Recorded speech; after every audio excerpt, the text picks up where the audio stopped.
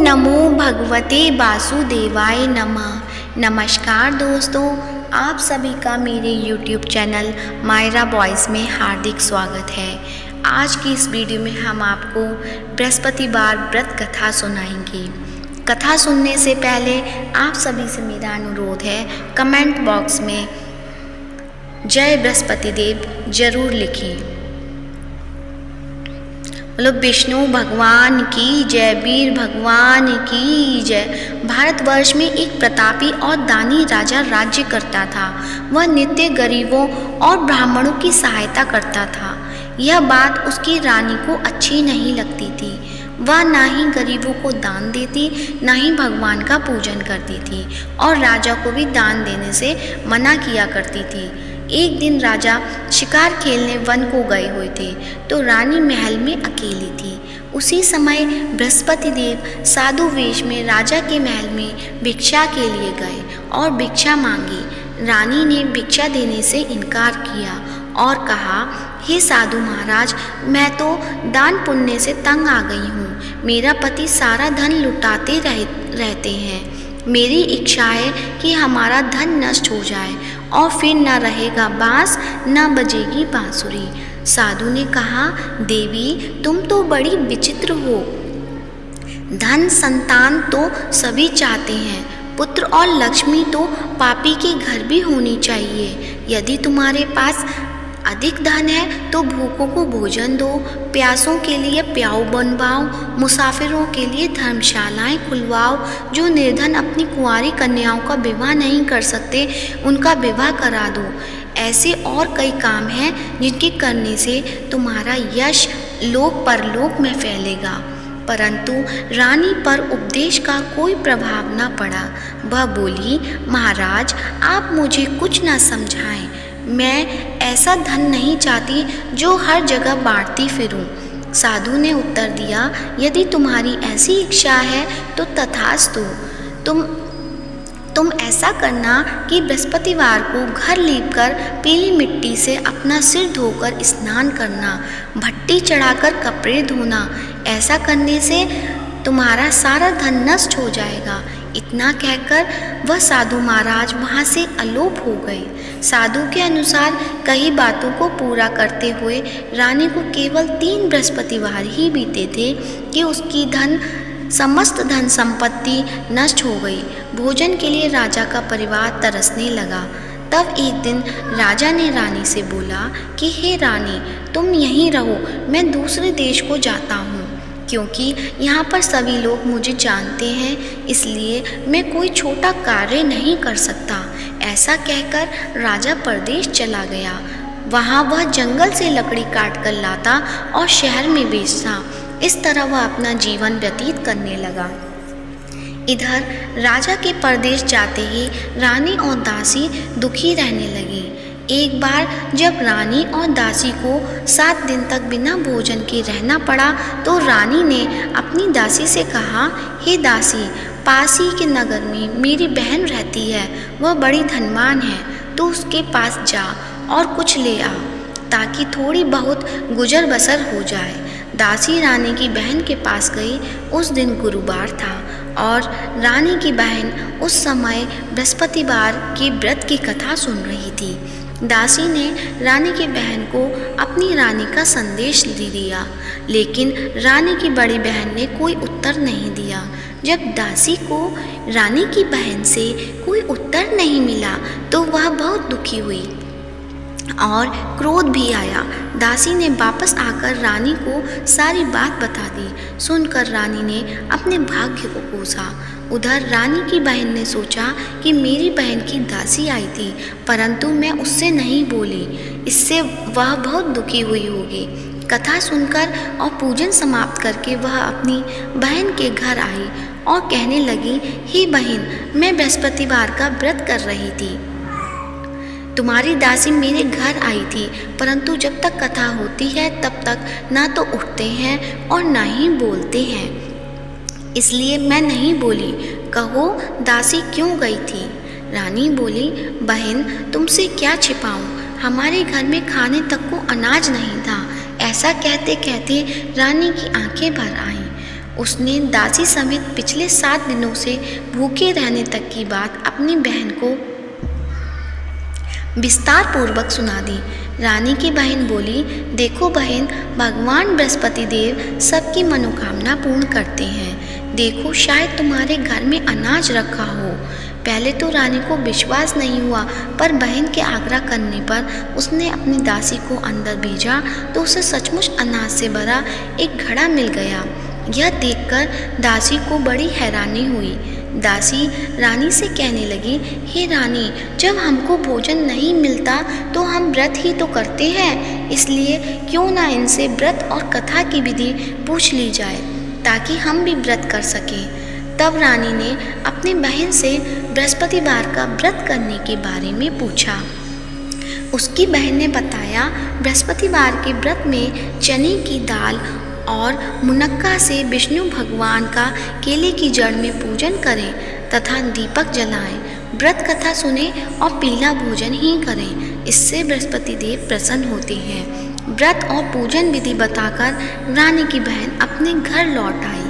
7 दिन के बाद जब गुरुवार आया तो रानी और दासी ने व्रत रखा। गुड़साल में जाकर चना और गुड़ लेकर आई, फिर उससे केले की जड़ तथा विष्णु भगवान का पूजन किया।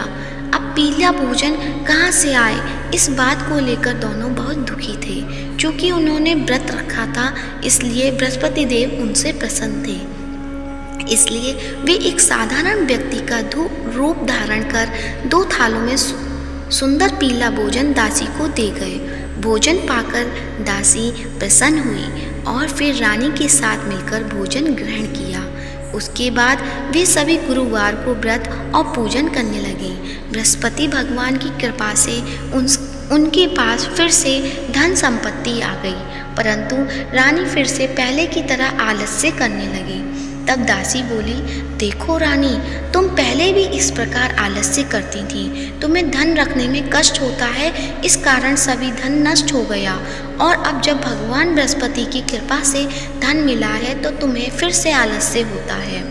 रानी को समझाते हुए दासी कहती है कि बड़ी मुसीबतों के बाद हमने यह धन पाया है, इसलिए हमें दान पुण्य करना चाहिए, भूखे मनुष्य को भोजन कराना चाहिए और धन को शुभ कार्यों में खर्च करना चाहिए, जिससे तुम्हारे कुल का यश बढ़ेगा, स्वर्ग की प्राप्ति होगी और पितृ प्रसन्न होंगे। दासी की बात मानकर रानी अपना धन शुभ कार्यों में खर्च करने लगी, जिससे पूरे नगर में उसका यश फैलने लगा। बृहस्पतिवार व्रत कथा के बाद श्रद्धा के साथ आरती की जानी चाहिए। इसके बाद प्रसाद बांटकर उसे ग्रहण करना चाहिए। एक दिन राजा दुखी होकर जंगल में एक पेड़ के नीचे आसन जमाकर बैठ गया।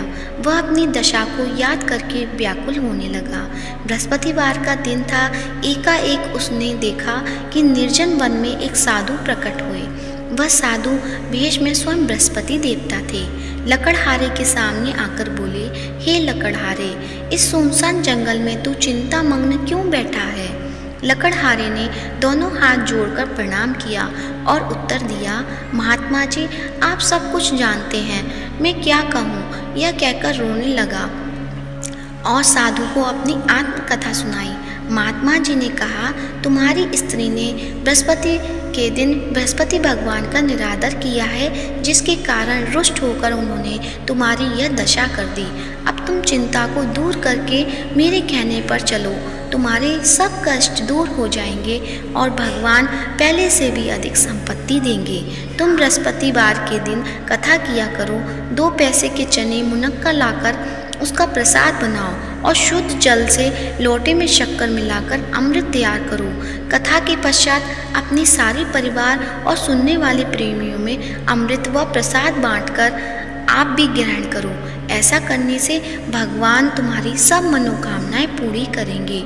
साधु के ऐसे वचन सुनकर लकड़हारा बोला, हे प्रभु, मुझे लकड़ी बेचकर इतना पैसा नहीं मिलता जिससे भोजन के उपरांत कुछ बचा सकूं। मैंने रात्रि में अपनी स्त्री को व्याकुलता देखा है। मेरे पास कुछ भी नहीं जिससे मैं उसकी खबर मंगा सकूं। साधु ने कहा, हे लकड़हारे, तुम किसी बात की चिंता मत करो। बृहस्पति के दिन तुम रोजाना की तरह लकड़ियां लेकर शहर को जाओ। तुमको रोज से दुगना धन प्राप्त होगा, जिससे तुम भली भांति भोजन कर लोगे तथा बृहस्पति देव की पूजा का सामान भी आ जाएगा। इतना कहकर साधु अंतर ध्यान हो गए। धीरे धीरे समय बीतता होने पर भी फिर वही बृहस्पतिवार का दिन आया। लकड़हारा जंगल से लकड़ी काटकर किसी शहर में बेचने गया। उसे उस दिन और दिन से भी अधिक पैसा मिला। राजा ने चना गुड़ आदि लाकर गुरुवार का व्रत किया। उस दिन से उसके सभी क्लेश दूर हुए। परंतु जब दोबारा गुरुवार का दिन आया तो बृहस्पतिवार का व्रत करना भूल गया। इस कारण बृहस्पति भगवान नाराज हो गए। उस दिन उस नगर के राजा ने विशाल यज्ञ का आयोजन किया तथा शहर में यह घोषणा करा दी कि कोई भी मनुष्य अपने घर में भोजन न बनावे, न आग जलावे। समस्त जनता मेरे यहाँ भोजन करने आवे। इस आज्ञा को जो न मानेगा उसे फांसी की सजा दी जाएगी। इस तरह की घोषणा संपूर्ण नगर में करवा दी। राजा की आज्ञा अनुसार शहर के सभी लोग भोजन करने गए, लेकिन लकड़हारा कुछ देर से पहुंचा। इसलिए राजा उसको अपने साथ घर लिवा ले गए और ले जाकर भोजन करा रहे थे तो रानी की दृष्टि उस खूंटी पर पड़ी जिस पर उसका हार लटका हुआ था। वह वहां पर दिखाई नहीं दिया। रानी ने निश्चय किया कि मेरा हार इस मनुष्य ने चुरा लिया है। उसी समय सिपाहियों को बुलाकर उसको कारागार में डलवा दिया। जब लकड़हारा कारागार में पड़ गया और बहुत दुखी होकर विचार करने लगा कि न जाने कौन से पूर्व जन्म के कर्म से मुझे यह दुख प्राप्त हुआ है, और उसी साधु को याद करने लगा जो कि जंगल में मिला था। उसी समय तत्काल बृहस्पति देव साधु के रूप में प्रकट हुए और उसकी दशा को देखकर कहने लगे, अरे मूर्ख, तूने बृहस्पति देव की कथा नहीं करी, इस कारण मुझे दुख प्राप्त हुआ है। अब चिंता मत कर। बृहस्पतिवार के दिन कारागार के दरवाजे पर 4 पैसे पड़े मिलेंगे। उससे तू बृहस्पति देव की पूजा करना तो सभी कष्ट दूर हो जाएंगे। बृहस्पति के दिन उसे 4 पैसे मिले। लकड़हारे ने कथा कही। उसी रात्रि को बृहस्पति देव ने उस नगर के राजा को स्वप्न में कहा, हे राजा, तुमने जिस आदमी को कारागार में बंद कर दिया गया है वह निर्दोष है, वह राजा है, उसे छोड़ देना। रानी का हार उसी खूंटी पर लटका है। अगर तू ऐसा नहीं करेगा तो मैं तेरे राज्य को नष्ट कर दूंगा। इस तरह रात्रि के स्वप्न को देखकर राजा प्रातःकाल उठा और खूंटी पर हार देखकर लकड़हारे को बुलाकर क्षमा मांगी और लकड़हारे को योग्य सुंदर वस्त्र आभूषण देकर विदा कर दिया। बृहस्पति देव की आज्ञा अनुसार लकड़हारा अपने नगर को चल दिया। राजा जब अपने नगर के निकट पहुंचा तो उसे बड़ा आश्चर्य हुआ। नगर में पहले से भी अधिक बाग, तालाब, कुएं, बहुत सी धर्मशाला, मंदिर आदि बन गई हैं। राजा ने पूछा, यह किसका बाग और धर्मशाला है? तब नगर के सब लोग कहने लगे, यह सब रानी और दासी का है। उन्हें आश्चर्य हुआ और गुस्सा भी आया। जब रानी ने यह खबर सुनी कि राजा आ रहे हैं तो उन्होंने बांदी से कहा कि हे दासी, देख, राजा हमको कितनी बुरी हालत में छोड़ गए थे। हमारी ऐसी हालत देखकर वह लौट ना जाए, इसलिए तू दरवाजे पर खड़ी हो जा। आज्ञानुसार दासी दरवाजे पर खड़ी हो गई। राजा आए, उन्हें अपने साथ लेवा लाई। तब राजा ने क्रोध करके अपनी रानी से पूछा कि यह धन कैसे प्राप्त हुआ है। तब उन्होंने कहा, हमें यह सब धन बृहस्पति देव की इस व्रत कथा से प्राप्त हुआ है। राजा ने निश्चय किया कि 7 रोज बाद तो सभी बृहस्पति देव का पूजन करते हैं, परंतु मैं प्रतिदिन दिन में 3 बार कहानी तथा रोज व्रत किया करूँगा। अब हर समय राजा के दुपट्टे में चने की दाल बंधी रहती तथा दिन में 3 बार कहानी कहता। एक रोज राजा ने विचार किया कि चलो अपनी बहन के यहाँ हो आवे। इस तरह निश्चय कर राजा घोड़े पर सवार होकर अपनी बहन के यहाँ को चलने लगा। मार्ग में उसने देखा कि कुछ आदमी एक मुर्दे के लिए जा रहे हैं। उन्हें रोककर राजा कहने लगा, अरे भाइयों, मेरी बृहस्पति देव की कहानी सुन लो। वे बोले, लो, हमारा तो आदमी मर गया, इनको अपनी कथा की पड़ी है। परंतु कुछ आदमी बोले, अच्छा कहो, हम तुम्हारी कथा भी सुनेंगे। राजा ने दाल निकाली और जब कथा आदि हुई कि मुर्दा हिलने लग गया, और जब कथा समाप्त हो गई तो राम राम करके मनुष्य उठकर खड़ा हो गया। आगे मार्ग में उसे एक किसान खेत में हल चलाता मिला। राजा ने उसे देख और उससे बोला, अरे भैया, तुम मेरी बृहस्पतिवार की कथा सुन लो। किसान बोला, जब तक मैं तेरी कथा सुनूंगा तब तक 4 हरिया जोत लूँगा। जा अपनी कथा किसी और को सुनाना। इस तरह राजा आगे चलने लगा। राजा के हटते ही बैल पछाड़ खाकर गिर गए तथा किसान के पेट में बड़ी जोर का दर्द होने लगा। उस समय उसकी माँ रोटी लेकर आई। उसने जब यह देखा तो अपने पुत्र से सब हाल पूछा और बेटे ने सभी हाल कह दिया। तो बुढ़िया दौड़ी दौड़ी उस घुड़सवार के पास गई और उससे बोली कि मैं तेरी कथा सुनूंगी, तो अपनी कथा मेरे खेत पर चलकर ही कहना।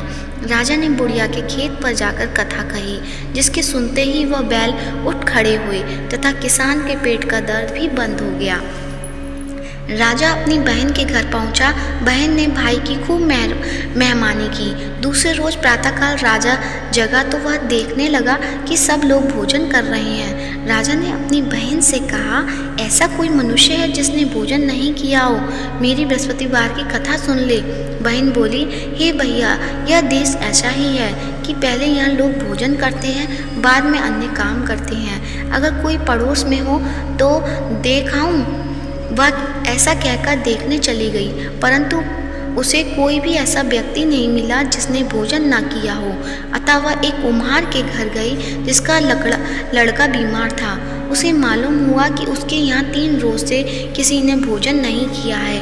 रानी ने अपने भाई की कथा सुनने के लिए कुम्हार से कहा। वह तैयार हो गया। राजा ने जाकर बृहस्पतिवार की कथा कही, जिसको सुनकर उसका लड़का ठीक हो गया। अब तो राजा की प्रशंसा होने लगी। एक रोज राजा ने अपनी बहन से कहा कि हे बहन, हम अपने घर जाएंगे, तुम भी तैयार हो जाओ। राजा की बहन ने अपनी सास से कहा। सास ने कहा, हाँ चली जा, परंतु अपने लड़के को मत ले जाना, तेरे भाई की कोई औलाद नहीं है। बहन ने अपने भैया से कहा, हे भैया, मैं तो चलूँगी पर बालक नहीं जाएगा। राजा बोला, जब कोई बालक नहीं चलेगा तब तुम ही क्या करोगी? बड़े दुख मन से राजा अपने नगर को लौट आया। राजा ने अपनी रानी से कहा, हम निर्वंशी हैं, हमारा मुंह देखने का धर्म नहीं है और कुछ भोजन आदि नहीं किया। रानी बोली, हे प्रभु, बृहस्पति देव ने हमें सब कुछ दिया है, वह हमें औलाद अवश्य देंगे। उसी रात बृहस्पति देव ने राजा से स्वप्न में कहा, हे राजा, उठ, सभी सोच त्याग दे, तेरी रानी गर्भ से है। राजा की यह बात सुनकर बड़ी खुशी हुई। 9वें महीने में उसके गर्भ से एक सुंदर पुत्र पैदा हुआ। तब राजा बोला, हे रानी, स्त्री बिना भोजन के रह सकती है पर बिना कहे नहीं रह सकती। जब मेरी बहन आवे तुम उससे कुछ कहना मत। रानी ने सुनकर हाँ कर दिया। जब राजा की बहन ने यह शुभ समाचार सुना तो वह खुश हुई तथा बधाई लेकर अपने भाई के यहाँ आई। तभी रानी ने कहा, घोड़ा चढ़कर तो नहीं आई, गधा चढ़ी आई। राजा की बहन बोली, भाभी, मैं इस प्रकार न कहती तो तुम्हें औलाद कैसे मिलती? बृहस्पति देव ऐसे ही हैं, जैसे जिसके मन में कामना है सभी को पूर्ण करते हैं। जो सद्भावना पूर्वक बृहस्पतिवार का व्रत करता है और कथा पढ़ता है अथवा सुनता है, दूसरों को सुनाता है, बृहस्पति देव उसकी सभी मनोकामना पूर्ण करते हैं। भगवान बृहस्पति देव उसकी सदैव रक्षा करते हैं। संसार में जो मनुष्य सद्भावना पूर्वक से भगवान जी का पूजन व्रत सच्चे हृदय से करते हैं, उनकी सभी मनोकामनाएं पूर्ण करते हैं। जो सच्ची भावना से रानी और राजा ने उनकी कथा का गुणगान किया तो उनकी सभी इच्छाएं बृहस्पति देव जी ने पूर्ण की थी। इसलिए पूर्ण कथा सुनने के बाद प्रसाद लेकर जाना चाहिए। हृदय से उनका मनन करते हुए जयकारा बोलना चाहिए। बोलो बृहस्पति देव की जय, भगवान विष्णु की जय। तो आइए अब सुनते हैं बृहस्पति देव की आरती। ओम जय बृहस्पति देवा, स्वामी जय बृहस्पति देवा। छिन छिन भोग लगाऊं, कदली फल मेवा। ओम जय बृहस्पति देवा, ओम जय बृहस्पति देवा। तुम पूर्ण परमात्मा, तुम अंतर्यामी। जगत पिता जगदीश्वर तुम सबके स्वामी, ओम जय बृहस्पति देवा। चरणामृत निज निर्मल सब पातक हरता, स्वामी सब पातक हरता। सकल मनोरथ दायक कृपा करो भरता, ओम जय बृहस्पति देवा। तन मन धन अर्पण कर जो जन शरण पड़े, स्वामी जो जन शरण पड़े। प्रभु प्रकट तब होकर आकर द्वारी खड़े, ओम जय बृहस्पति देवा। दीन दयाल दयानिधि भक्तन हितकारी, पाप दोष सब हरता भव बंधन हारी, ओम जय बृहस्पति देवा। सकल मनोरथ दाय सब संचय हारो, स्वामी सब संचय हारो। विषय विकार मिटाओ संतन सुखकारी, ओम जय बृहस्पति देवा। जो कोई आरती तेरी प्रेम सहित गावे, स्वामी भक्त सहित गावे। जेठानंद वंद सो निश्चय छुट जावे, ओम जय बृहस्पति देवा। स्वामी जय बृहस्पति देवा, स्वामी जय बृहस्पति देवा। सब बोलो विष्णु भगवान की जय हो। प्रेम से बोलो बृहस्पति देव भगवान की जय हो। यदि आज की वीडियो पसंद आई हो तो वीडियो को लाइक करें, शेयर करें, कमेंट करें और कमेंट बॉक्स में विष्णु भगवान की जय हो या जगत के पालनहार की जय हो अवश्य लिखें। और साथ ही मायरा बॉयज़ चैनल को सब्सक्राइब करें और हमारे चैनल पर